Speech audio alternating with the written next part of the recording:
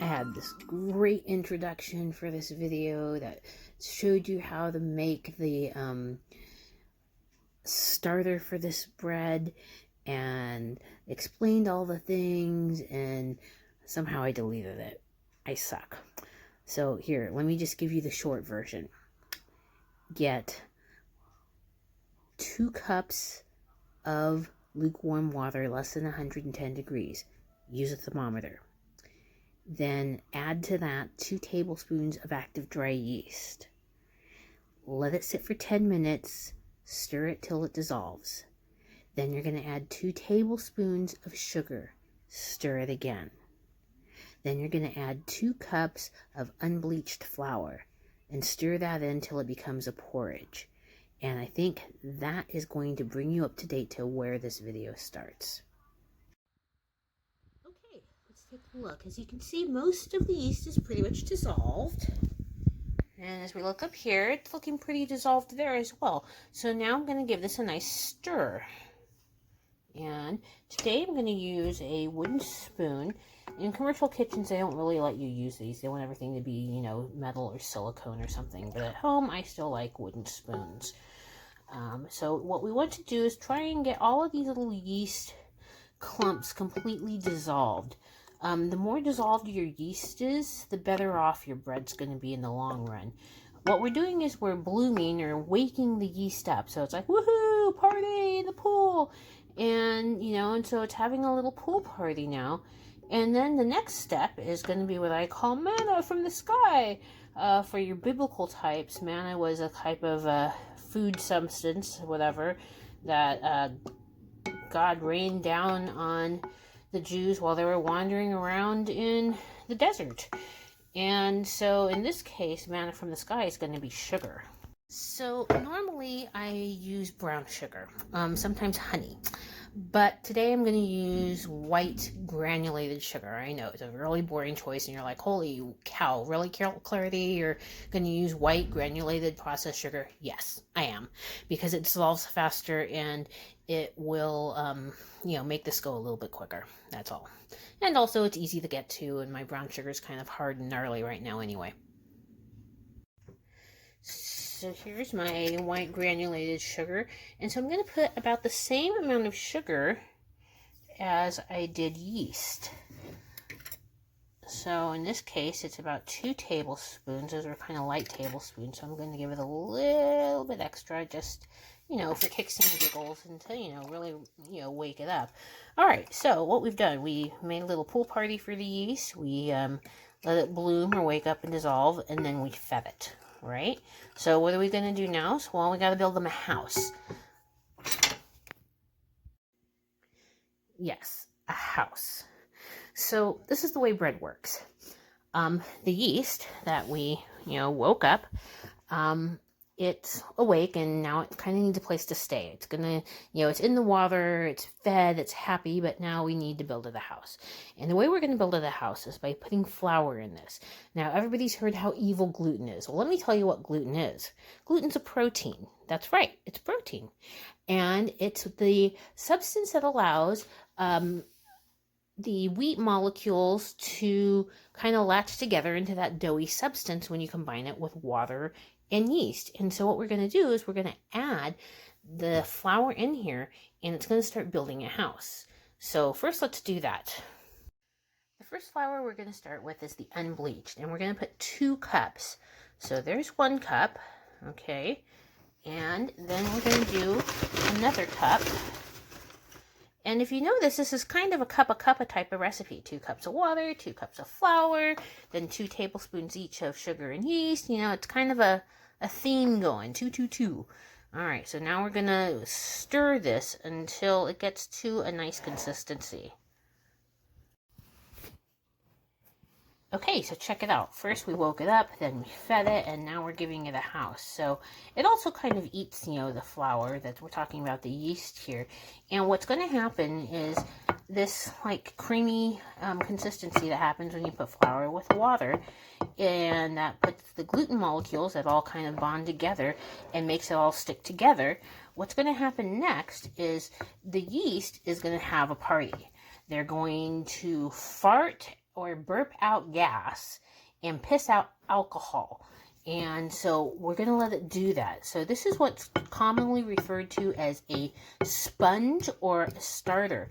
You can also do this and let it sit overnight, and then it's called a poolish, which is also very good the next day for some nice sourdough. Of course, if you want to do a proper sourdough, yeah, you use natural yeast and let it sit out and collect all kinds of, ragamuffin yeast, whatever happens to be in the air. I'm okay with, starting a yeast sourdough and then just saving it for a while. Yeah, go ahead, string me out, all the things. So now I'm satisfied with the consistency of this. You see it's got a little bit of elasticity going on. That's pretty cool. I'm happy about that. And what I'm going to do now is I'm just going to let it sit and do its thing. So you want to let this sit for a minimum of 40 minutes, 40 to 45. So if you have something else to do, like, wash dishes or, start a little laundry or sit down and crochet or take the dog for a walk or watch an episode of Gilmore Girls or Downton Abbey or The Expanse or Firefly, those are all about the right amount of time. So you can go do that and then come back, and I'm betting that your starter is going to be ready by then, okay? Went online to try and get these videos off the phone. For whatever reason, it's taking a lot of technology to do that. In that time, our starter has seriously grown. It's almost overgrown.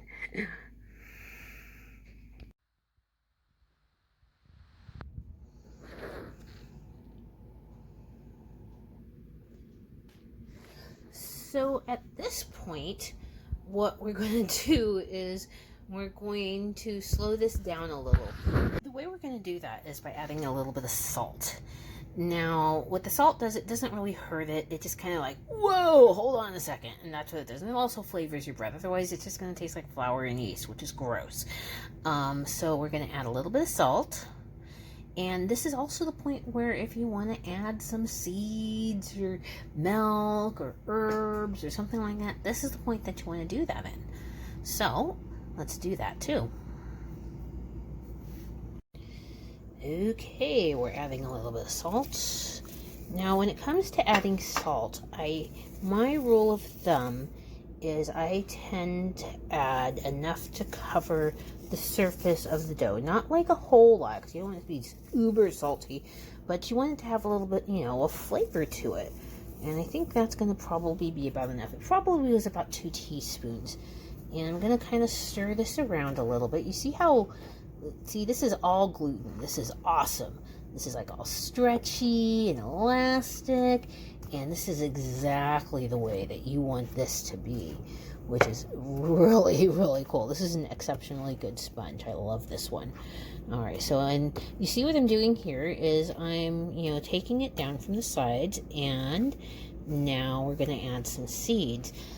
Today I'm going to use some chia seeds. Those are chia seeds, and we're just going to sprinkle those bad boys on top. It looks remarkably like pepper. So, funny anecdote. I worked with a guy once who had chia seeds up on the shelf, and I don't know if the label wasn't on the bottle or what, but he used it for a week as pepper and couldn't understand why his sauces kept coming out like they had cornstarch in them, because that's what happens with chia when you put water on it. And so that was pretty funny. The other seed I happen to have on hand today is some sesame seed. So, all hail the sesame seed. Woohoo! Just a little bit in there. This is actually a take 2, so there's actually already some in there. And I'm going to mix it around a little. Now, if I were going to knead this by hand, I would do this all with a spoon. If you're going to do this in a mixer, you don't necessarily have to do this step. Today we're going to knead by hand a little bit because a lot of us don't have the fancy mixers. I only just got mine recently from my dearly departed mother-in-law, who left me this lovely KitchenAid. It's as much of a blessing as she ever was. So I can say that about my mixer and my mother-in-law. Anyway, moving along. So we are going to do this by hand a little bit so you can just kind of get an idea, but then we're going to throw it in the KitchenAid and make life easy on us. Now, some of you might think that you need like a big space, a table, a work table with lots of flour and all of that to knead. You don't. all you really need is a good sized bowl, or actually my vessel of choice is a plastic shoebox. I don't have one right now, so I'm going to use a big sized bowl. We're only going to need a little bit of this just so you can get the idea of what we're looking for, okay? Okay, so here is our starter with the seeds in it. And here is the next bowl size up from this specific set. And I'm going to put about half of this into this bowl. So I've added that flour on here, right? And now I'm just going to kind of, you see how it's nice and soft and it's just a little elastic and the flour is just kind of making it happy. And you want to kind of, you know, get it covered first before you really start kneading it. So we put a little bit of flour on there, and now, you know, you just look at that. Isn't that awesome? It's just all sexy and happy and everything. And then what we're going to do at this point, now if I were doing this with the full batch instead of the half a cup of flour, I would probably use a full cup of flour. But the purpose of this stage of adding the flour is to kind of keep it from being wet, because as you know, our substance was really wet, and so now you want to keep it from being that way. Okay, next we're going to add the whole wheat flour.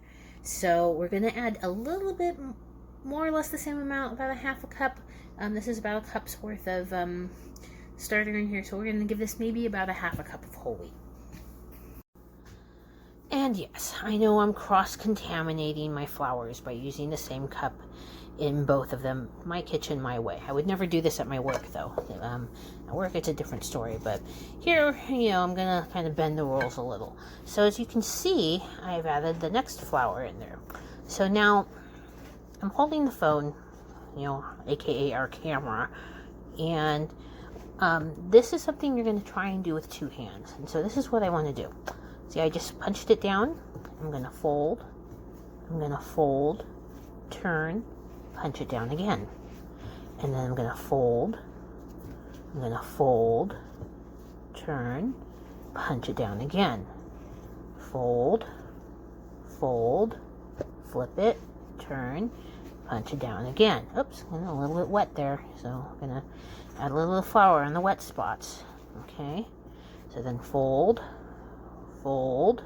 That's not folding very happy. Let's see, fold there, fold in half again, turn, flip, punch it down again. Okay, one more time just so we all understand what we're doing. So we're going to fold it once here, right? We're going to fold that in half, right? We're going to turn it, right? And then we're going to flip it and then do it again, punch it down again. And so you're going to do this until there's something called paning, which means you can pick it up and pull it, and it'll stretch to a point. It's not at that point yet, but it'll stretch to a point where you can kind of almost see through it, and that's called paning, and that's how you know your dough is ready. This is actually not a bad little piece of dough I've kneaded up, but now you can know how to do it by hand. This is my ever so lovely KitchenAid classic, you know, housewife blender or mixer that I love, that my mother-in-law left for me. And oh, thank you, Phyllis. I love you so much and I miss you. But anyway, this is what we're going to need the dough in today. So as you can see, now I have the bowl on, and I'm going to put the hook attachment on. This one, if I'm not mistaken, yeah, woohoo, has this lovely little tilt situation. The professional ones don't have this because they're bigger and you just don't want to tilt out something that big. But, you know, we're going to get this little hook in there and then do it that way. And there's our handy dandy dough hook. Yay, that makes us happy. Okay, and next we're going to add, let's see, that little piece of dough we already did. And we're going to put the rest of the starter in. Stand by. Okay, we have starter in the bowl. Yay! And we're going to first, now of course we have that little piece that we needed in there to begin with. We're going to ignore that that's in there. I'm going to, you know, lock that down and do this on a little bit of a low. And this is kind of to better distribute the seeds. I noticed when I was kneading that other batch that, you know, there was some seed situation clumping going on. We don't necessarily want that. So I'm going to actually do this little, and this also gets a little bit more air into it. Turn up the speed there. Whoa! More air into it, and, you know, make the bread a little bit lighter maybe. a little gassier, which is always happy because that makes those big, nice, chewy holes in bread. But I'm going to let this kind of go for a few seconds before I add more flour. Today we're using the whole wheat as the add-in flour. So while this is mixing, let's talk about the starter for a second. Yes, you can make starter from all whole wheat, but it doesn't have the same type of gluten as the cracked wheat, which is the unbleached flour.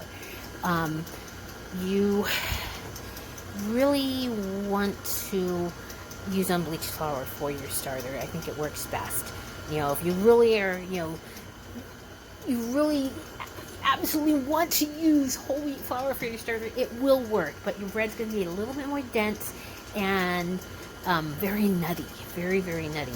When you start with unbleached flour and then add the whole wheat in, it's going to take on a lighter flavor, and it won't be quite as nutty and even kind of jarring. I mean, it's almost bitter sometimes if you don't watch it on that. So I think our starter looks a lot better. It's looking, well mixed. I still see a little clump of chia happiness in there, but we're just going to let it continue to do its thing. And I'm going to start adding in whole wheat flour by a half a cup at a time. Okay, so for this purpose, pretty much only, actually, not really only, but I am actually going to use a nice clean half cup, because I really do only want this whole wheat flour to go in a half a cup at a time. The whole wheat flour is a little bit denser, and it doesn't, break up as easy as the, it's not going to break up as easy as the white flour will. You can see it's kind of struggling there a little bit. So we're going to just do this, as it can handle it. So I'm going to, keep adding a little bit at a time. Hold that thought. Here we are, a little bit more whole wheat flour there. And we're just going to keep doing this until it gets to a point that we like it. Now remember, we started with 2 cups of bleached, or unbleached rather, 2 cups of unbleached flour and 2 cups of water. Ultimately, we don't want to add more than 2 cups of whole wheat flour in there. And because we're using whole wheat, we actually don't want to even use the full 2 cups. You have to kind of play this by ear. See, because at this point, we've added like a cup and a half, and it's kind of almost there. I think I can add maybe about a quarter cup, between a quarter and a half a cup of flour more. So that's what I'm going to do. There's just a little bit more flour, and oh yeah, that's happy now. Party! Party! Bread party! Yeah, we're going to let it continue to do its thing. You don't want to overwork it, of course, but I think this is going to be ready to stop here pretty soon. So I'm sure you're wondering, how do you know when it's ready? Well, I'll show you a little trick. What you're going to be looking for is punchbackness, or a little elasticity check. And so I'm going to go ahead and turn this off, and I'm going to, okay, and now I'm going to lift this up, right, and we have our nice dough. Now right now this is pretty sticky, and that's not necessarily what I want. I want it to be a little less sticky, but the important thing is, I say, okay, this is the piece of dough that I kneaded earlier that's in there. It's almost its own little separate thing. What you're looking for is that when you squeeze it, that it comes back a little bit. See how it just kind of comes back just a little bit. Let me do it one more time. Just squeeze it, and it comes back a little bit. I think this dude, the big dude in here, needs a little bit more time.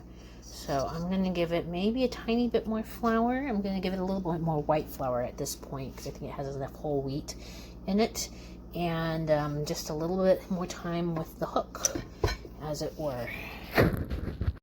Okay, we've added a little bit more white flour, and now it's really doing its thing. I like how it's acting.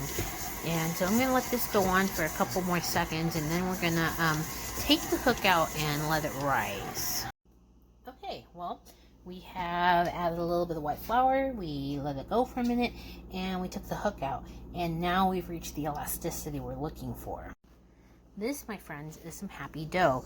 Now, if you look at this, when I push it down, see how it kind of comes back? I push it, and then, oh, look, there it is. It came back. It springs back, and that's what you're looking for. So at this point, it's ready to let it rise. So what I'm going to do first is flip it.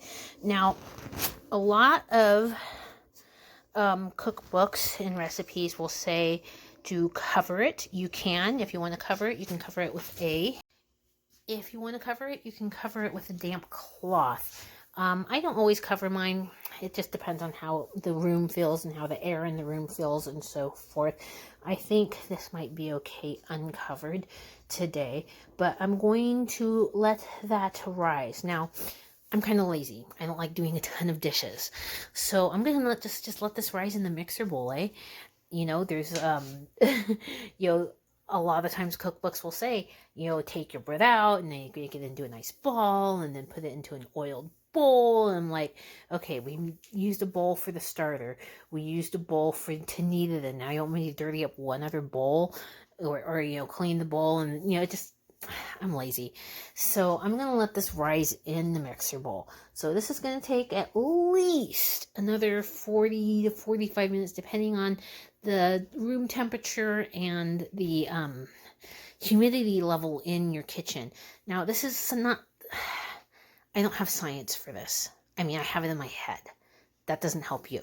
So you're going to have to kind of feel this one out for yourself. All right, let's go watch another episode of something or other and charge up the phone and see if I can't get these videos off of it. Wah! So at this point, what I'm going to do, the dough is risen and I'm going to punch it down. Why, you say? It's because we want to give it a chance to rise again. So we're going to punch it down like such. And if you want to be really diligent, what you're going to do is flip it. So just take it from the bottom and flip it. All right, do a little bit more of a punch down. Okay, and now I'm off for 40 more minutes of trying to figure out how to get this video off the phone. All right, so still haven't quite figured out how I'm going to get the video off this phone. I'm working it out. Luckily, I have a computer expert for a husband, so that works out. But lo and behold, check out that rising action, man. That's pretty intense. So we're going to go ahead and take this out of here and make it into a loaf. Now, I have preheated the oven. I have it at 400 and some, not quite 425. Depends on your oven. I know that with this oven, I have to do it at 400 and some, but you'll have to figure that one out for yourself with your own oven. You're looking at between 400 and 425, though.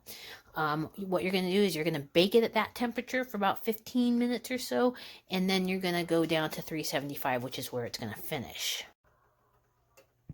Okay, again, through the magic of our system of leaning the phone on things. So what we're going to do first is we're going to do this little action here where we are kind of putting a bunch of finger holes into this. And this is going to break up all of the excess air in there. You don't want to have too much. I mean, you do want to have like those beautiful air pockets that you see in bread, but you don't necessarily want to have too much. Okay, so the loaf we're going to make today is kind of a batard. And this is the easiest loaf to make. You can do a round as well, but we're going to do a petard. And what you're going to do is you're going to go in, and then over, okay? And then go koosh, koosh, koosh, koosh, koosh, koosh. The koosh is super important. Okay, then in, and over, and koosh again. Get all that kooshing action together. All right, one more time. In, and over, and koosh, koosh, koosh, koosh. That koosh is kind of sealing it down, right? And then one more time, it looks like. Okay, now, if I wanted to be lazy and have a crappy loaf of bread, what I do here is, like just leave it like this, but that's not what we want. What we want is a nice loaf of bread. So we're going to try and seal this. And the way we do this is you take this. Okay, I've got it on both sides, right? I've got that seal part on the bottom.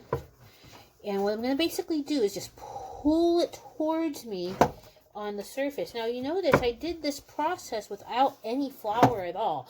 Now, if you find that you need a little flour, all you need is a little flour, not a lot. Okay? But I'm just going to drag this across. What I'm actually doing this on is a surface I'm going to bake it on. This is a very lovely, what do you call it, seasoned stone that I may have accidentally inherited from my husband's ex. Oops. But it's a lovely stone, and I've used it for years, and I really do enjoy it. So, now, I've got a nice little loaf of bread here. And the next step that you're going to want to do is you want to score it. But before we do that, we are going to treat this pan to keep it from, the stone rather, to keep it from sticking. So this is what we're going to do. Okay, here's our nice baking surface. And what's here? Oh, cornmeal! Yay! So we're going to take a little bit of cornmeal and just kind of sprinkle it across the baking surface. Okay, and we're going to move our handy dandy loaf over here. And just make sure you get the whole thing. It doesn't have to be like a heavy layer, but it's going to keep it from sticking to the stone. It's going to keep your stone nicer for longer as well. Okay, so we're going to go ahead and do that. Now, the next part is the scoring. I know people are really excited about scored breads right now. I'm only kind of getting into like making pretty designs with my scoring. I'm just not there yet. But it is very necessary that you score your bread. And the reason it's necessary to score your bread is because it allows expansion for the bread so it just doesn't blow out the sides, which is the other reason why we sealed it at the bottom. So we're going to go ahead and use the sharpest knife you have handy, and in this case it's my kiwi vegetable knife with the bent tip. I have a better knife handy somewhere, I'm not digging it out at the moment. So I'm going to go ahead and score this. You can use an X-Acto knife if you want. You can use a razor blade. But you want to make sure that it's, sharp enough to, kind of get into the meat of the bread, as it were, to, get some scoring in there. Now, if you really wanted to get pretty with it, you could totally, put more flour on it to accentuate the non-design I have here. But we're not going to do that today. At least I'm not going to do that today. You can do whatever you like. Okay, hot oven, and in goes the bread on our lovely unintentionally inherited baking stone. If I can do this one-handed. Oh, wow. So difficult. Oh, jeez. There it is. Okay, now, let's talk about moisture. Moisture is an essential part of baking your bread. You want to use either a spray bottle with just water in it like this, or what you can do is also just wet your hands and then rub water on the outside to give it a little bit of moisture. I'm kind of partial to the spray bottle. Once it kind of goes in, I just give it a little bit of a spritz in there. See if I can, let's see, where are we at? Oh, there it is. See, I'm giving it just a little spritz, maybe a spritz at the bottom. Okay. Crappy piece of video, sorry. But that's that. I'm closing the oven. And in this situation now, I am actually setting a timer. I'm setting a timer for between 14 and 16 minutes, depending on your oven. So start with 15, and then if that doesn't look like it's enough, do it a couple minutes more, or do it a couple minutes less. But you have to know your oven, unfortunately. I have a crappy oven, so I just deal. Alright, so it's been 15 minutes. I got up, I went and checked the bread, and what I was looking for was a little bit of browning on top. It did that, and I turned the oven down to 375. Now set another timer for 32 more minutes, and then we'll see you then. I got it. Okay, here it is. Here's our bread. Oh, it looks a little well done. That's okay. We're fine with that. It's well done because it grows a little bit more than it should have. If you look at it here, you see this? This is bad. This means we didn't seal it. That's what we were trying to prevent. But on this side, you know, it looks okay. So the last step that we want to do before eating this or cutting into it is taking a clean, preferably terry cloth towel and just covering it. And what this is going to do is this is going to have all that steam kind of go back into the bread, and it's going to make it soft, because right now it's pretty frickin' hard. So we're going to let that sit, and then you can enjoy your bread. Enjoy.